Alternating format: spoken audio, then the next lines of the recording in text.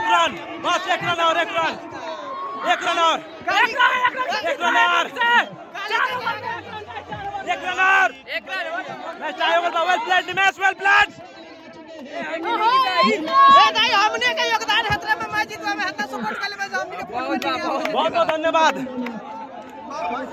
मार छक्का मार भाग जाओ एक बार से घाम में पाकिस्तान भागो।